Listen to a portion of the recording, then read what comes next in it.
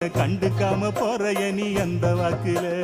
கல்லு கட்டு நோக்கத்துல வந்த மாப்பிள்ள இப்ப சுத்தி சுத்தி